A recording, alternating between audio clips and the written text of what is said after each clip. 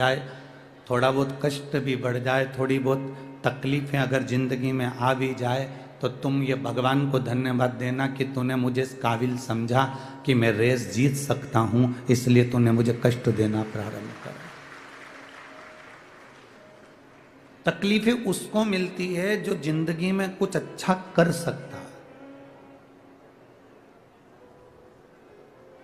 जो जिंदगी में ऐश की जिंदगी जिया, उसका इतिहास आज तक नहीं बढ़ा बोला गया है। जिसने अपनी जिंदगी में बहुत उन्नति के साथ में अपनी ऐश की जिंदगी जी, डनलप के गद्दे पर सोया, एसी के रूम में सोया, खूब पकवान खाए, बादाम काजू खाया, 4 व्हीलर गाड़ी से घूमा, एंजॉय करा, उसका इतिहास आज तक किसी ने नहीं दोहराया, उसका नाम आज तक किसी ने नहीं लिया। नाम उसी का चला है जिसने कष्ट में जिंदगी जी। राम जी ने 14 वर्ष वन भोगा, इसलिए राम जी का नाम चला। भगवान कृष्ण ने कारागार में जन्म लेकर कष्ट भोगा, इसलिए भगवान कृष्ण का नाम चला। अपने गोकुल से वृंदावन, वृंदावन से फिर द्वारका, फिर मथुरा, ये सब क्रम भगवान को जाना पड़ा।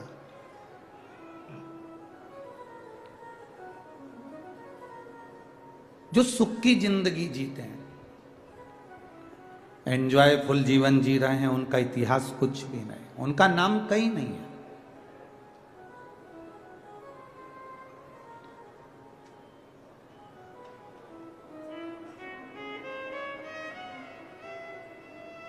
ये कथा स्थल आदरणीय हरिचरण जी तिवारी जी को तो मालूम होगा कि पहले ये कथा का स्थल दूसरा हो गया था, ठीक है। अब आशीष तिवारी जी फोन करे सीहोर की गुरुजी तक सूचना पहुंचाना कि जो कथा स्थल हमने पहले चुना था वो कैंसिल हो गया है, अब दूसरा हम कथा स्थल चुन रहे हैं।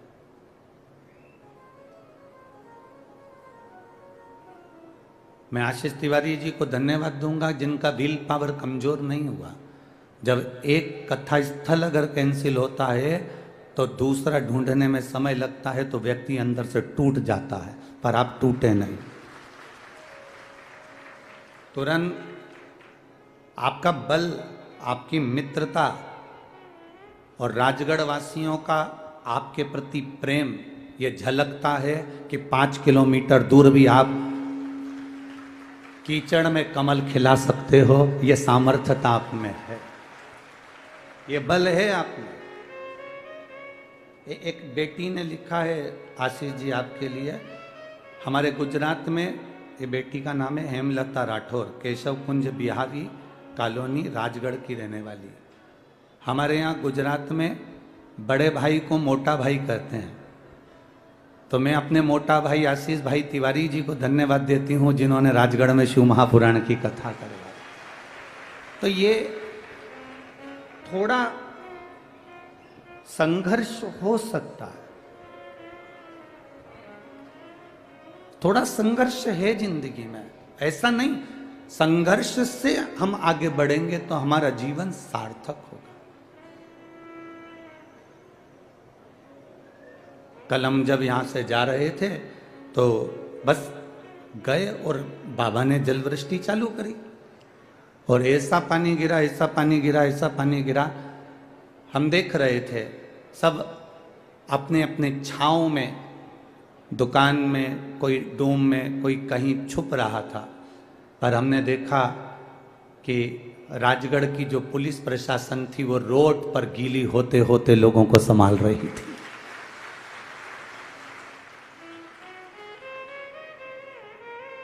मैं धन्यवाद दूंगा यहाँ के कलेक्टर महोदय, एसपी महोदय, एसडीएम, सीएसपी, एसपी सभी को, नगर पालिका, नगर निगम को, जिन्होंने कदम से कदम मिलाकर इस कार्यक्रम को सफल बनाने का प्रयास किया।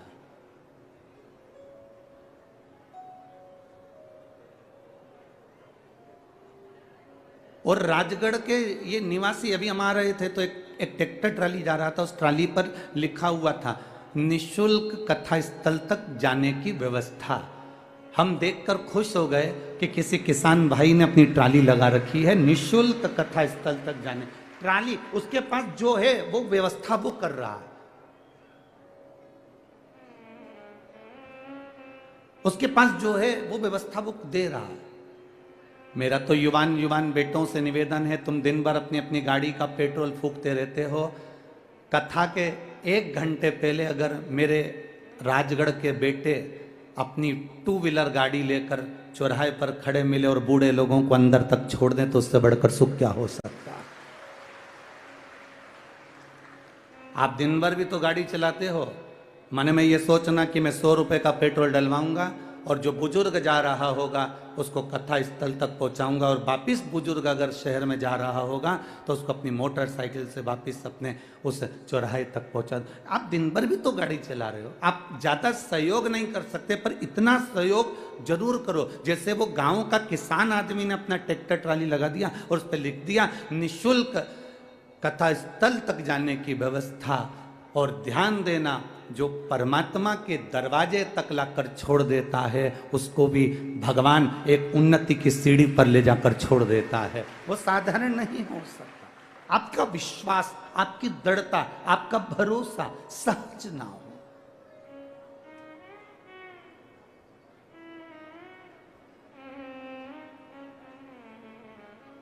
अपने बल को कम मत होने दो, अपने इच्छा शक्ति जो हमारे भीतर है भगवत स्मरण की, उसको कम ना होने दो। एक मालिक थोड़ा सा अगर कष्ट देता है घोड़े को नहीं मालूम है कि मैं रेस में खड़ा हूं, घोड़े को नहीं मालूम कि मैं रेस में हूं। एक आदमी जा रहा था, गाड़ी खड़ी करी, एक बच्चे ने उस आदमी की गाड़ी को देखा, बड़ी सुंदर गाड़ी, बड़ी महंगी गाड़ी। आदमी के मन में आया कि बताओ, बच्चा इस गाड़ी को देख रहा है, छू रहा है। आदमी ने उस बच्चे से कहा, क्या बात है, गाड़ी अच्छी लग रही है? हाँ, चलाओ, अंदर बैठो। आदमी ने उस बच्चे को अपनी गाड़ी में बिठा लिया, आगे चली गाड़ी। गाड़ी आगे चलने पर उस बच्चे ने आदमी से कहा, बहुत महंगी गाड़ी है ना? आदमी ने कहा, हाँ बहुत महंगी है, मेरे भाई ने मुझे गिफ्ट में दी है। आपके भाई ने आपको गिफ्ट में दी है? हाँ। आपके भाई ने आपको गिफ्ट में दी है? हाँ। आदमी ने कहा, मैं जानता हूं तेरे मन में क्या चल रहा है, मैं जानता हूं तेरे मन में क्या चल रहा है। तू ये चाहता है ना कि तेरे को भी कोई गाड़ी गिफ्ट करे? तू ये चाहता है ना? उस बच्चे ने जवाब दिया, नहीं नहीं, मैं ये नहीं चाहता, मैं तो भगवान से बस प्रार्थना कर रहा हूं, मुझे आपके भाई जैसा बना दे कि मैं भी गाड़ी किसी को गिफ्ट कर सकूं। मुझे कोई गाड़ी गिफ्ट करे ये नहीं चाहिए, मुझे आपके भाई जैसा बना दे कि मेरी जिंदगी में मैं ऐसा कर सकूं कि मैं भी अपने भाई को, मैं भी अपनी बहन को, मैं भी अपने परिवार को एक गाड़ी गिफ्ट कर सकूं। मुझे उस भाई के लेवल में लाकर खड़ा कर दे। कहीं दूसरा कोई बच्चा होता तो कहता, भगवान मुझे भी कोई गाड़ी गिफ्ट कर दे जैसे इसके भाई ने करी। पर उसकी सोच, उसका विचार, उसकी दृष्टि, उसकी बुद्धि कितनी प्रबल होगी।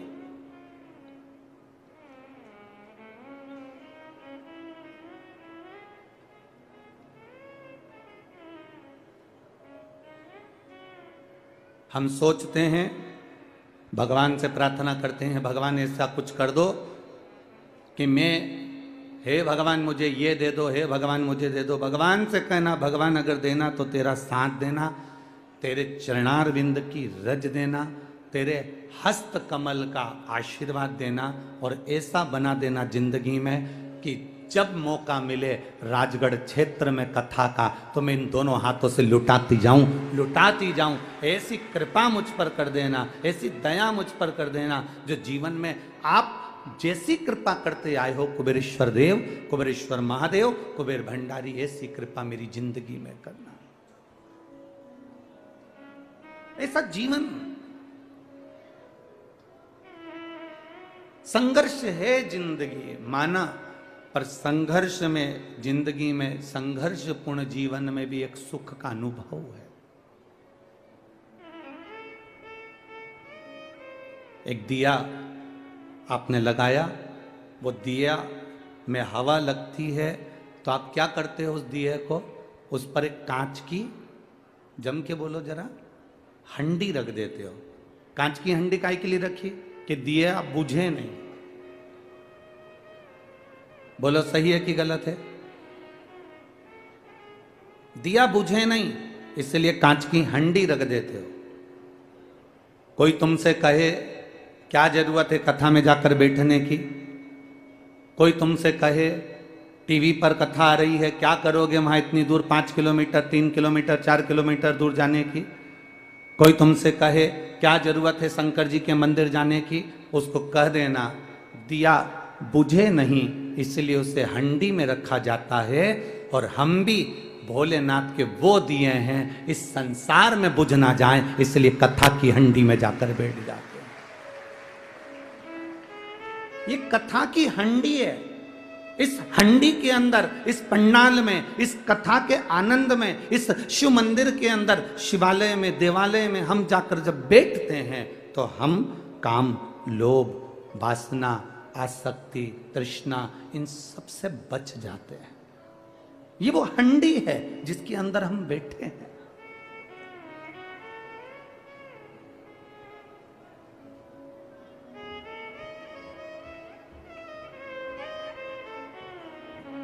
आज एक पत्र पढ़कर हमारी आंखों में भी आंसू आए। बड़ा विचित्र पत्र किसी ने सीहोर व्हाट्सएप पर भेजा। वो पत्र सीहोर व्हाट्सएप से यहाँ आशीष जी के पास में भेजा गया।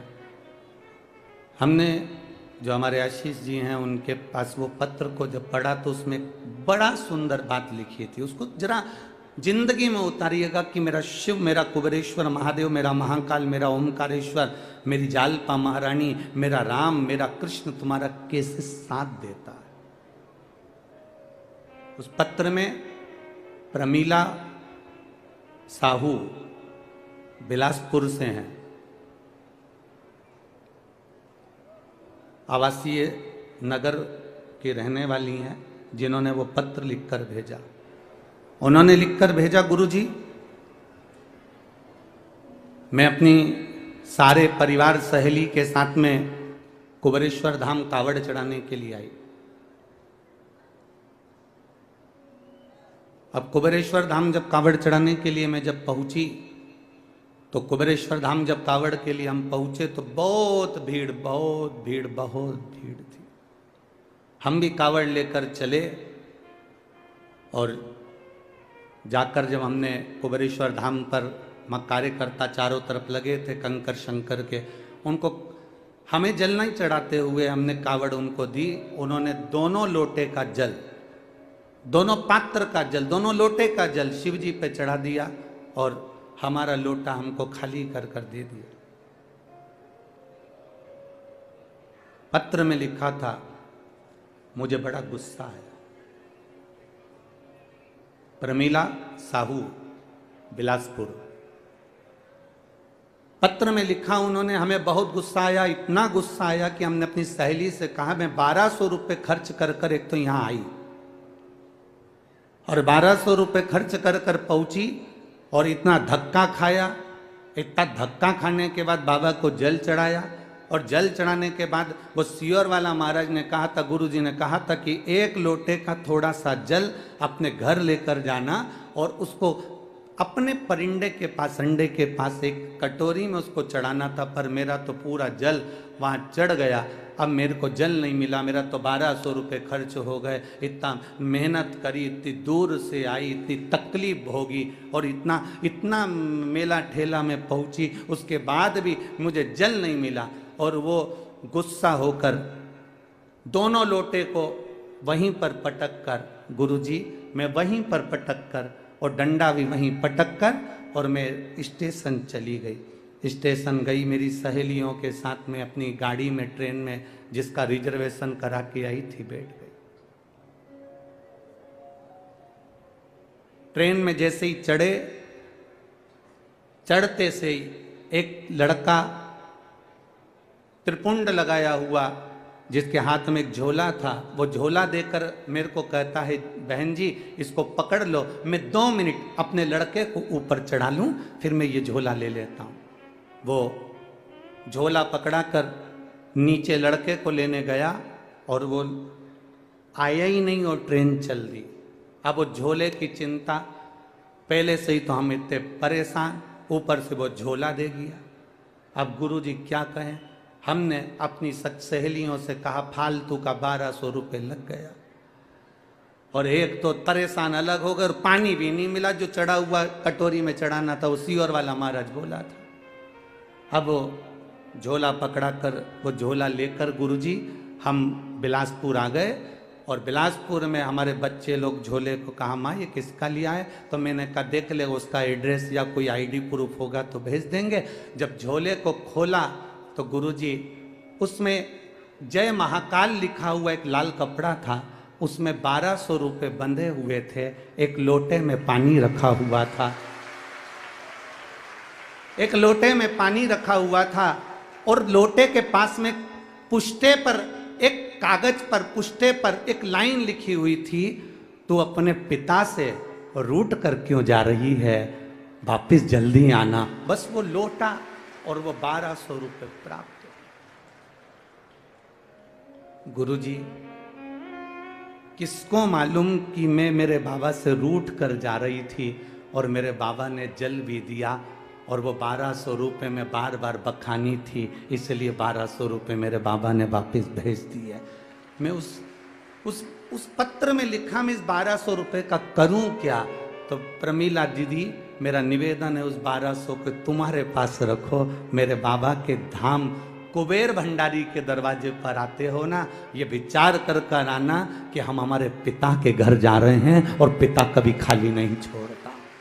बाप पिता कभी खाली नहीं छोड़ता। एक पत्र आया है, जिस बहन के घर में 23 साल तक औलाद नहीं हुई, सारे डॉक्टरों को दिखाने के बाद, सबसे निवेदन करने के बाद, सबसे प्रार्थना करने के बाद हार गई, तब उसके मोहल्ले के लोग भी उसको ताना देने लगे। वो अपने परिवार से, अपने पति से केवल इतना बोली कि मुझे कुबेरेश्वर धाम तक ले चलो। मेरा विश्वास करता है एक बार अगर कुबेरेश्वर जाऊंगी तो मेरी झोली भरा जाएगी। पति ने कहा इतने बड़े बड़े डॉक्टर हो गए, सबकी गोदी भरवा ली, ना जाने कहाँ कहाँ गोदी भरवा की आई, नारियल का ढेर लगा घर के अंदर, और तू कह रही है कुबेरेश्वर चलो। चलो तुम चलो तो सही एक बार। पति को लेकर कुबेरेश्वर धाम गई, और बाबा से प्रार्थना कर कर जब वापिस आई, पशुपतिनाथ का व्रत किया, और वहां से एक कंकर शंकर को लेकर आ गई, और बाबा से कहा जिस दिन औलाद होगी तेरी कथा में पहुंचूंगी और तेरे दरवाजे पर आऊंगी। 23 साल के बाद मुझे जुड़वा बच्चे भगवान ने प्रदान कर दिए। मैं बाबा को यहां प्रणाम करने के लिए, ये पत्र में उसने लिखा। कविता रवि साहू, खिलचीपुर राजगढ़ से आई हूं, कहीं बैठी हैं? कविता रवि साहू, खिलचीपुर राजगढ़।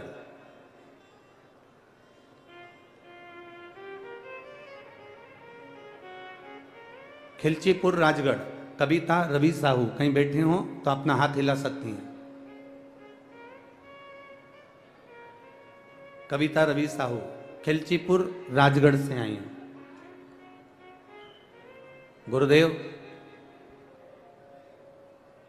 मैं कविता रवि साहू, खिलचीपुर राजगढ़, 6 मई 2017 को शादी हुई थी। सबको दिखाया, सब इलाज करवाया, नहीं हुआ। तब इनसे कहकर बाबा के चरणों में पहुंची, और बाबा ने मुझे जुड़वा बच्चे दिए, जिसके फोटो मैं लगा रही हूं।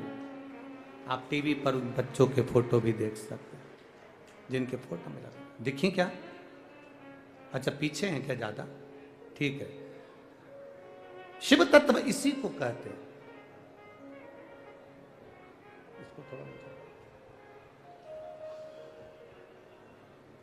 खाली न जाता कोई दर से तुम्हारे, ऐसी खाली न जाता कोई दर से तुम्हारे, मैं भी खड़ा हूँ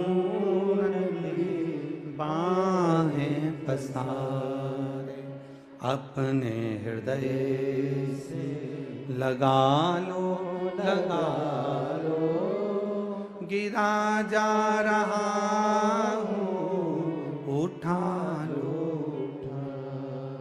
आप जब शिव महापुराण की कथा में पहुंचे, आप जब शिवालय में पहुंचे, आप जब कुबेरेश्वर धाम पर पहुंचे, आप जब महाकाल राजा के चरणों में पहुंचे, आप जब ओंकारेश्वर पहुंचे, आप जब विश्वनाथ पहुंचे, आप जब केदारनाथ पहुंचे, आप जब जालपा भवानी के चरणों में पहुंचे, तो ये विचार कर कर जाना कि मेरा बाबा, मेरी माता रानी तुमको खाली नहीं भेजती, कुछ ना कुछ देकर जरूर भेजती है। वो साधारण नहीं हो सकती।